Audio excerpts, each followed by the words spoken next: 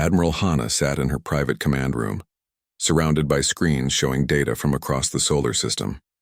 Her fingers moved across holographic controls with practiced ease. She had waited 30 years for this moment. 30 years of keeping secrets, of hiding the truth, of maintaining the carefully constructed illusion that Earth was weak. The Coalition fleet was now 1 day away from Earth. 300 warships, moving in perfect formation, confident in their overwhelming superiority. Hana watched them approach and smiled. It was time to pull back the curtain. She opened a secure channel to her communications team. Jiwoo appeared on the screen, looking tired but alert. "Admiral," Jiwoo said, "the Coalition fleet is maintaining radio silence. They are not responding to any hails." "They will not need to respond," Hana replied. "I am going to talk to them directly. Prepare the override protocol. I want access to every communication frequency the Coalition uses. Every ship, every channel, every screen." Jiwoo's eyes widened. "Admiral, that would require breaking their military encryption. We would need authorization codes that we should not possess." Hana pulled up a data file and transmitted it to Jiwoo. The young officer opened it and stared at the screen in shock. "Where did you get these codes?" Jiwoo whispered. "We have been monitoring Coalition communications for 70 years, Hana said calmly. "We know their codes. We know their tactics. We know what they ate for breakfast this morning. Now use those codes and give me access to their fleet." It took Jiwoo 15 minutes to break into the Coalition's communication network. When she succeeded, every screen on every Coalition ship suddenly flickered and changed. The image of Admiral Hana appeared, her face calm and professional. On the Coalition flagship, alarms blared. Officers scrambled to regain control of their systems, but nothing worked. The human signal overrode every protocol, every security measure, every failsafe. "Greetings, Coalition fleet," Hana said. "I am Admiral Hana of Earth Defense Command. I apologize for the interruption, but I thought you deserved to know what you are actually facing before you get any closer." The Coalition commander tried to cut the transmission, but his controls did not respond. The human woman continued speaking, her voice calm and almost friendly. "You believe Earth is defenseless," Hana said. "Your intelligence reports told you we have no military infrastructure, no weapons platforms, no defensive capabilities. I am here to correct that misunderstanding." She pressed a control and the image changed. The Coalition crews found themselves looking at footage of Earth's moon. But this was not the moon they had seen in their scans. The surface began to shift and change. Massive panels slid aside, revealing weapon systems beneath. Missile silos opened like blooming flowers. Energy cannons rose from hidden bunkers. The Coalition crews watched in horror as hundreds of defensive installations revealed themselves. The moon was not a natural satellite. It was a fortress. "This is just the beginning," Hana continued. "Allow me to show you more." The image shifted again, showing Earth itself. Across the planet's surface, facilities that had been disguised as civilian research centers, power plants, and manufacturing complexes suddenly activated.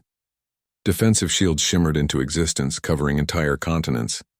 Orbital platforms that had masqueraded as weather satellites reconfigured themselves into weapons arrays. In the asteroid belt between Mars and Jupiter, thousands of automated defense drones powered up, their engines creating a wall of light. Around the outer planets, massive shipyards revealed themselves, each one capable of producing a fleet of warships. "You see," Hana said, "humans learned a valuable lesson from history. We learned that looking weak can be a powerful defense. So we hid our strength. We made you think we were primitive. We made you think we were defenseless. We made you underestimate us." On the Coalition flagship, the commander stood frozen, staring at the displays. This could not be real. Their intelligence had been gathering data on Earth for decades. How could they have missed all of this? But Hana was not finished. She showed them footage from inside Earth's underground complexes, massive hangars filled with sleek, deadly fighters, manufacturing plants that stretched for kilometers, weapons systems using technology the Coalition did not recognize, training facilities where human soldiers practiced in gravity conditions from every known planet. "How?" The Coalition commander finally managed to speak. "How did you hide all of this?" Hana's smile was cold. "You believed what you wanted to believe. You scanned our planet and saw civilian infrastructure, so you assumed we had nothing else. You detected no military signals, so you assumed we had no military.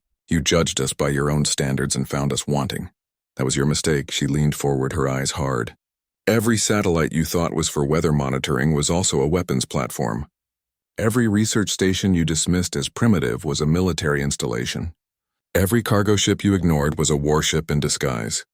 We have been building our defense for a century, and you never noticed because you never thought to look. The Coalition crews watched as more footage played. Human ships emerging from hidden bases on Mars, defensive positions on the moons of Jupiter and Saturn. Even the rings of Saturn contained weapons platforms disguised as ice and rock. "This is not possible," one of the Coalition officers said. "Our intelligence would have detected construction on this scale." "Your intelligence saw what we wanted you to see," Hannah replied.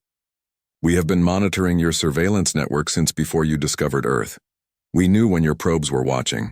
We knew when your agents were listening. So we showed you peaceful research and civilian development. We let you think you were observing us while we were really studying you." The Coalition commander felt something he had not experienced in his long military career. Fear. Real, genuine fear. His fleet of 300 ships suddenly seemed very small compared to the military might Earth had just revealed.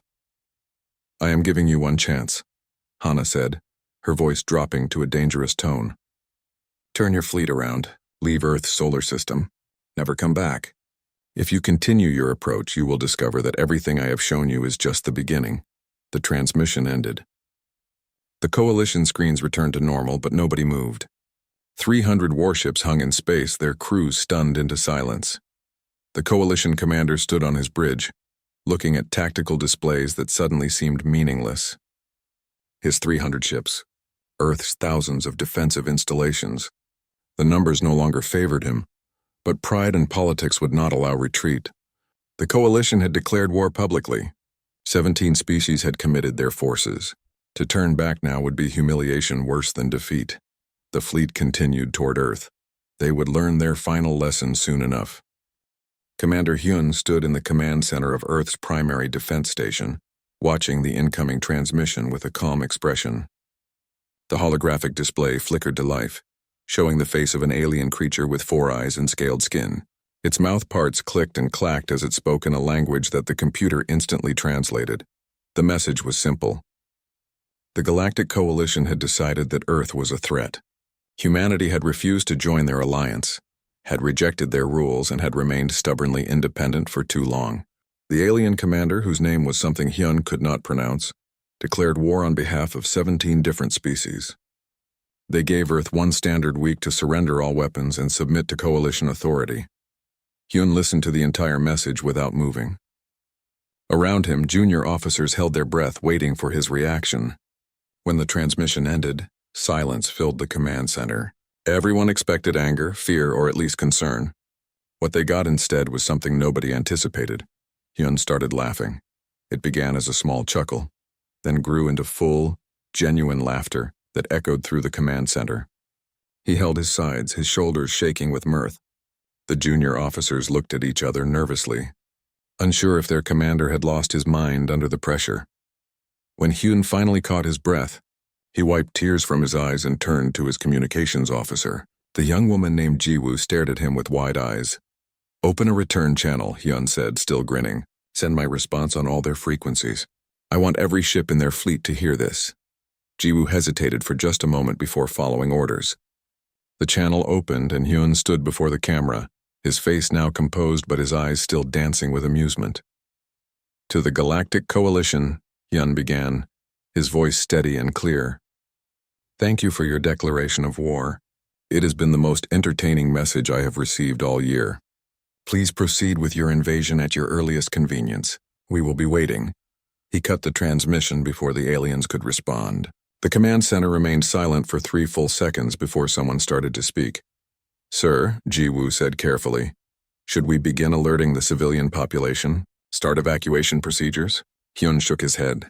"No evacuations, no panic. Send a message to Admiral Hannah. Tell her it is time to wake up our guests."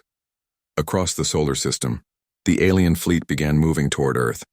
300 warships, the largest invasion force the Coalition had ever assembled, pushed through space at maximum speed. On the bridge of the flagship, the Coalition commander studied tactical displays of Earth and its moon. The planet looked defenseless. Orbital scans showed civilian satellites, communication networks, and research stations. There were no visible weapons platforms, no military installations, no defensive arrays. The Coalition's intelligence reports had been accurate. Earth had no real military to speak of.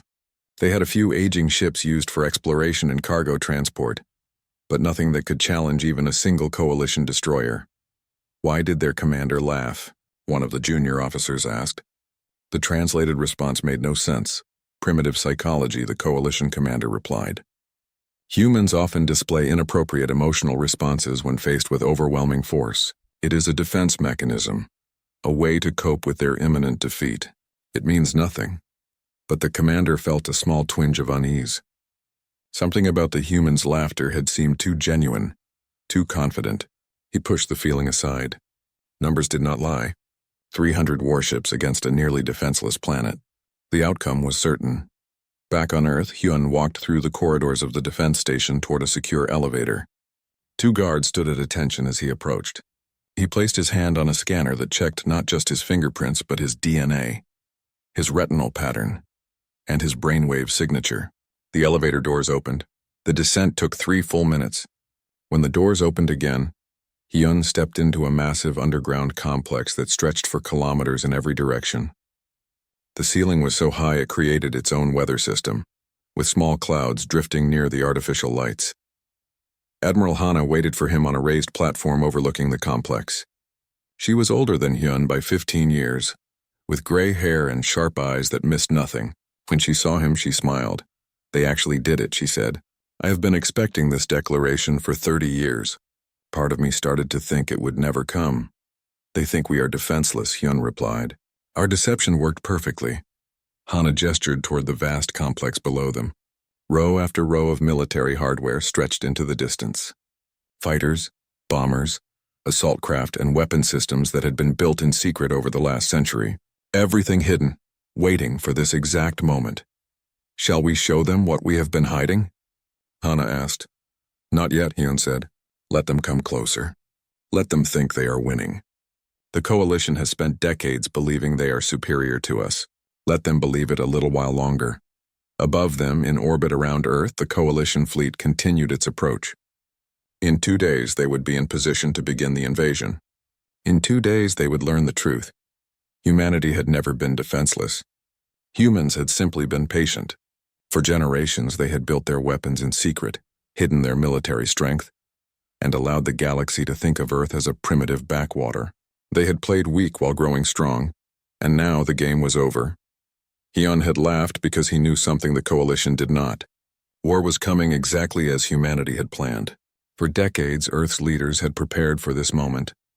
They had studied alien tactics, analyzed their weapons, and designed countermeasures for every threat the Coalition could bring. The Coalition had just declared war on the most dangerous species in the galaxy. They simply did not know it yet. Captain Tae-yang stood on the bridge of his ship, the frigate named Defiance. It was a small vessel by military standards, designed for speed and maneuverability rather than heavy combat. His crew numbered only 43 people, compared to the thousands aboard a Coalition warship. But Defiance was not what it appeared to be. Like everything else humanity had built, it contained secrets the Coalition would soon discover. "Sir," his tactical officer said, "the vanguard of the Coalition fleet has entered weapons range. 25 heavy cruisers breaking formation from the main fleet. They are testing us," Tae-yang said calmly. "Admiral Hana showed them our defenses, but they need to see if we are really willing to fight. So they send a small force first, expendable ships to probe our capabilities." "What are your orders, Captain?" Tae-yang smiled. "Let us give them the demonstration they requested. Take us directly toward their formation. Full speed." The bridge crew exchanged uncertain glances. One small frigate charging directly at 25 enemy cruisers seemed like suicide. But they trusted their captain and followed orders. Defiance accelerated toward the Coalition ships, its engines burning bright in the darkness of space. On the enemy vessels, weapons officers prepared to fire. This would be the easiest kill of the war. "Range to target 1,000 kilometers, the tactical officer reported. Tae-yang watched the display carefully. The Coalition ships were arranged in a standard attack pattern, their shields overlapping to provide mutual protection. It was textbook military doctrine, the kind of formation taught in every academy in the galaxy. It was also exactly what humanity had been planning for. "Activate main weapon," Taeyang ordered. "Target the lead cruiser. Fire when ready." From the nose of Defiance, a single projectile launched. It was not an energy beam or plasma bolt. It was a simple metal slug, accelerated to a significant fraction of light speed by magnetic rails that ran the entire length of the ship. The Coalition crews barely had time to register the launch before the projectile struck. At that velocity, shields meant nothing. The slug passed through the energy barrier like it was not there, punched through the cruiser's armor plating, and kept going. It exited the far side of the ship and continued into space, leaving a tunnel of destruction in its wake. The Coalition cruiser tried to maintain position, but internal explosions rippled through its hull. Within seconds, the entire vessel broke apart, debris spinning away in all directions. "One ship down," Taeyang said quietly. "Continue engagement." The remaining Coalition ships opened fire, filling space with energy beams and missiles. Defiance twisted and turned, its small size and agility allowing it to dodge most of the incoming fire. The few hits that connected were absorbed by shields that were far stronger than they should be on a ship that size. Taeyang's tactical officer was already lining up the next shot. The railgun fired again, and another Coalition cruiser died, split in half by the hypersonic projectile. In the engineering section of Defiance, Engineer Sora worked at her station with focused intensity. She was young, barely 30 years old, but she had designed half the systems on this ship. More importantly, she had created something the Coalition had never seen before. "Captain," Sora called over the comm system, "I am ready to deploy the quantum disruptor. Recommend we move to minimum safe distance first." Taeyang checked his displays. The Coalition ships were trying to surround Defiance, cutting off escape routes. 23 ships left, all of them focusing fire on his lone vessel. His shields would not hold much longer. "Deploy it now," he ordered. Sora activated her creation. A small device no larger than a cargo container launched from Defiance and drifted toward the center of the Coalition formation. The enemy ships ignored it, focusing on the frigate that had already destroyed 2 of their vessels. That was their second mistake. The quantum disruptor activated with no visible flash or explosion. Instead, it released a wave of energy that existed in multiple quantum states simultaneously. When it touched the Coalition ship's shields, something interesting happened. The shields were designed to absorb energy and dissipate it safely. But Sora's disruptor did not feed them energy. It fed them probability.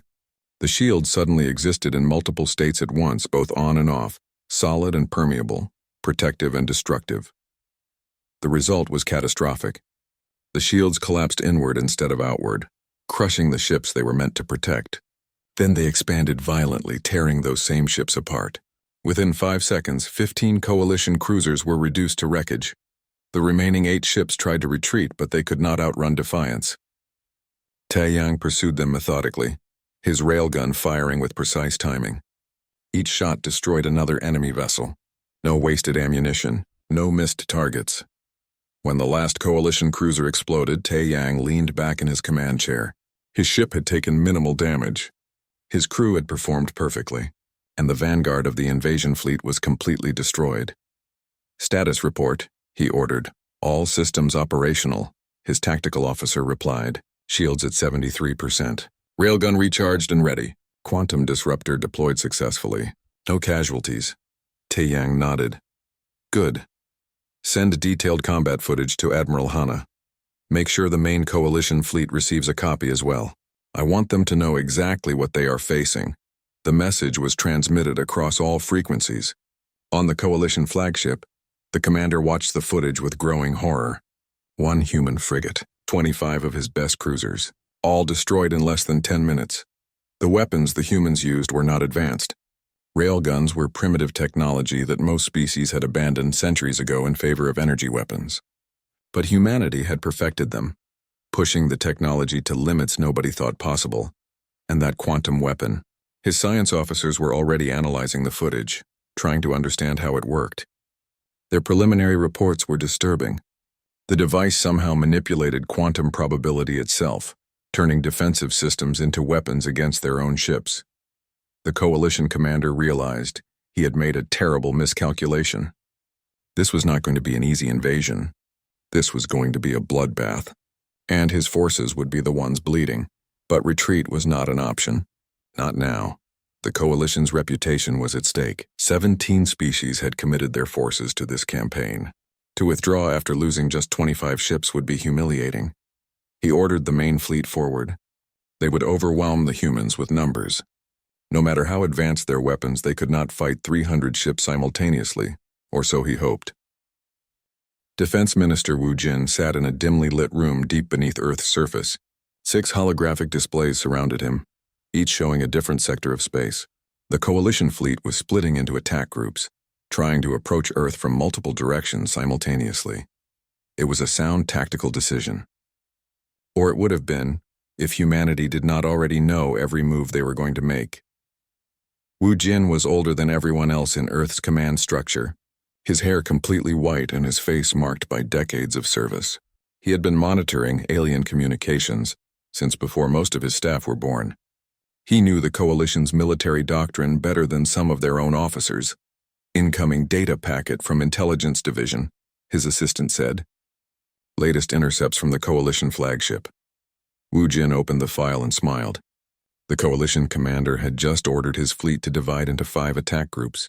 One would approach from the direction of Mars, another from the asteroid belt, 3 more from different angles, creating a 5-pronged assault meant to overwhelm Earth's defenses. Update our defensive positions, Wu Jin ordered. Place ambush forces at coordinates 7 Alpha, 9 Delta, and 13 Gamma. The Coalition groups will pass through those locations in approximately 6 hours. His assistant looked confused. Sir, how do you know where they will be in 6 hours? They have not announced their movement vectors. Wu Jin pulled up another display. They are following standard Coalition attack doctrine, Formation Pattern 18. I memorized it 40 years ago. They will use specific jump points to maintain formation integrity. Those jump points are predictable. The assistant stared at him. You memorized their attack formations? All of them? All 372 standard formations, yes. Plus the 17 variations they use for special circumstances. The Coalition believes their doctrine is secret. They do not realize we have been reading their communications and copying their training manuals for decades. 6 hours later, the first Coalition attack group arrived at its designated jump point. 60 warships emerged from faster-than-light travel, their sensors immediately scanning for threats. Space appeared empty except for a few ice asteroids drifting in the void. The Coalition ships moved forward, maintaining formation. They never noticed the asteroids were not natural. They never realized those chunks of ice contained human weapons platforms, perfectly hidden and waiting. When the Coalition fleet reached the center of the formation, the asteroids opened fire. Railguns, missile pods, and energy weapons activated simultaneously. The Coalition ships tried to respond, but they were surrounded, caught in a perfect trap. Within minutes, 40 of the 60 ships were destroyed. The remaining vessels tried to retreat, but human fighters had appeared behind them, cutting off their escape. Those ships did not last long either. The same scenario played out at the other jump points. Each Coalition attack group arrived expecting minimal resistance. Each one found itself ambushed by hidden forces that knew exactly where they would appear. On the Coalition flagship, panic spread through the command crew. 5 attack groups, nearly 200 ships had been destroyed in less than 2 hours. The humans were not fighting defensively. They were hunting. How are they doing this? The Coalition commander demanded. How do they know where we will be before we arrive? Nobody had an answer. The possibility that humans had been monitoring their communications for decades never occurred to them. The idea that a primitive species could have broken their military encryption seemed impossible. Back on Earth, Wu Jin watched the battle reports with satisfaction. The Coalition was losing ships faster than their worst projections. Their fleet, once 300 strong, was now reduced to barely 100 operational vessels. And the humans had lost nothing. Admiral Hana joined him in the command room. Impressive work, she said. You predicted their movements perfectly. It was not difficult, Wu Jin replied. The Coalition has not changed their tactical doctrine in 60 years. They are predictable. Once you understand their patterns, defeating them becomes simple mathematics. He pulled up a display showing the remaining Coalition forces. The surviving ships had regrouped into a single defensive formation, too afraid to advance but unwilling to retreat. They hung in space, trapped between pride and survival. What will they do now? Hana asked. They will attempt one final assault, Wujin said confidently. Their commander knows he cannot return home having lost 2/3 of his fleet without even reaching Earth. He will attack with everything he has left, hoping to achieve something that justifies the losses. And when he does, we will be waiting. I already know what formation he will use. I have positioned our forces accordingly. The coalition commander stared at his tactical displays, trying to find a way forward. Every strategy he considered seemed hopeless. The humans anticipated his every move. His best forces had been destroyed in ambushes. His advanced technology had proven useless against human weapons, but he still had 100 ships. Surely that was enough to break through Earth's defenses and inflict some damage, something to salvage from this disaster. He ordered his remaining forces to form up for a final assault. They would attack Earth directly, overwhelming any resistance through sheer numbers. It was a desperate plan, but he had no other options. The coalition fleet moved forward, engines burning at maximum power. They accelerated toward Earth, weapons charged and ready. This would be their last chance. Wujin watched their approach and nodded to himself. Formation pattern 47, he said quietly. The desperate charge, predictable. He activated a command sequence he had prepared days ago. Around Earth, defensive installations that had been dormant suddenly powered up. The moon revealed even more weapon systems than Admiral Hana had shown in her broadcast. Orbital platforms moved into optimal firing positions, and behind the coalition fleet, where they had come from, human warships emerged from hiding. Real warships, not converted civilian vessels. These were purpose-built military craft designed for only one function: destroying enemy fleets. The coalition commander realized his mistake too late. He had charged into a trap. Earth's defenses in front, human warships behind. His fleet was caught between two overwhelming forces. For a moment he considered ordering his ships to self-destruct, rather than face the humiliation of defeat. But that moment passed. His duty was to his crew, not his pride. He opened a communication channel to Earth. This is Coalition Commander requesting terms of surrender. We yield, Wujin smiled. That was the third response he had predicted. The commander would consider retreat, would consider suicide, and would ultimately choose surrender. Humans understood psychology as well as tactics. Surrender accepted, he replied. Power down your weapons and prepare to be boarded. The war is over. And just like that, the great coalition invasion ended. Not with the glorious victory they had expected, but with complete and utter defeat. The galaxy would remember this day. The day they learned that humanity was not to be underestimated. Diplomat Minji walked into the negotiation chamber with quiet confidence. She was young for her position, barely 40 years old, but she had been preparing for this moment her entire career. The peace talks that would reshape the galaxy were about to begin. The chamber was located on neutral ground, aboard a space station that had been hastily constructed for these negotiations. Representatives from all 17 coalition species sat waiting, their faces showing various expressions of defeat, anger, and fear. Minji took her seat at the head of the table. She placed a datapad in front of her and looked around at the assembled aliens. These were the leaders who had declared war on Earth just days ago. Now they sat in front of her, defeated and desperate for mercy. Thank you all for coming, she began, her voice pleasant but firm. I understand this is a difficult situation for everyone. You declared war expecting an easy victory. Instead, you suffered a decisive defeat. Now we must discuss what comes next. One of the coalition representatives, a tall creature with multiple arms, spoke up. We request reasonable terms. Our fleets were destroyed, but our planets remain intact. We ask for dignity and defeat. Minji nodded. Of course. Earth has no desire to destroy your worlds or enslave your people. We are not conquerors. However, the situation requires certain changes to how the galaxy operates. She activated her datapad, and holographic displays appeared in front of each representative, showing the terms Earth was proposing. First, she said, the Galactic Coalition will be restructured. Earth will assume a permanent seat on the Security Council, with full veto power over any military action. No coalition member may declare war without Earth's approval. The representatives looked at each other nervously. This would effectively give humanity control over all coalition military decisions. That is unacceptable, another representative said. You would control the entire galaxy's military forces. Minji's expression did not change. You controlled those forces when you declared war on Earth. That system clearly failed. We are simply ensuring it does not fail again. If the coalition had been more responsible with its power, this would not be necessary.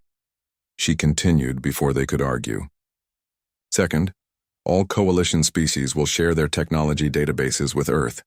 Complete access, no restrictions, no secrets. You will also provide manufacturing specifications and training materials.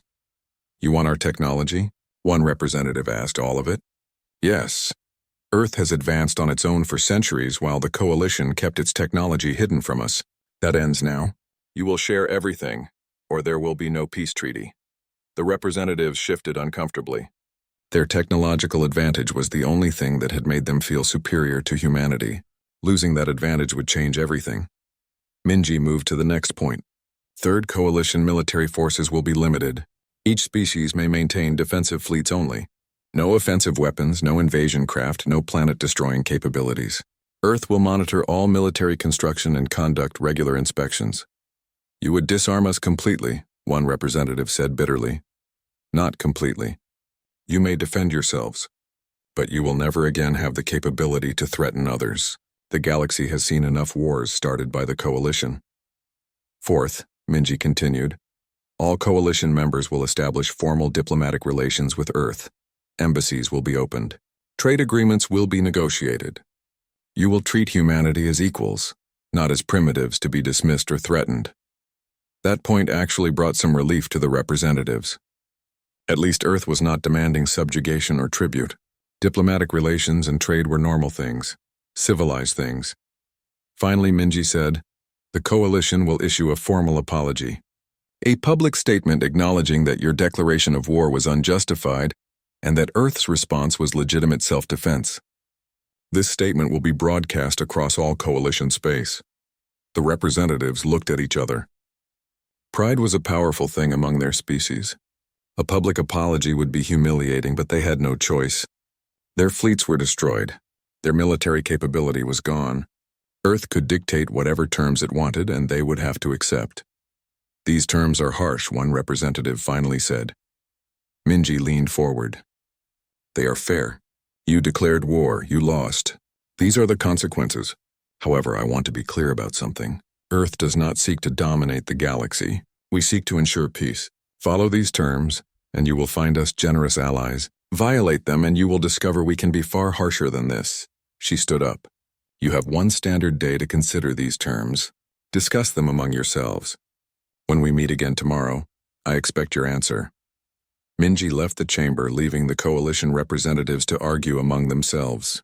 She knew what their answer would be. They had no alternative. In her private quarters, Admiral Hana was waiting. Well, the older woman asked. They will accept, Minji replied. They are defeated and they know it. The terms are harsh but not impossible. We are giving them a path forward, and if they refuse, they will not refuse. They saw what happened to their fleets. They understand that Earth can destroy any military force they rebuild. Fear is a powerful motivator. The next day, the coalition representatives returned to the negotiation chamber.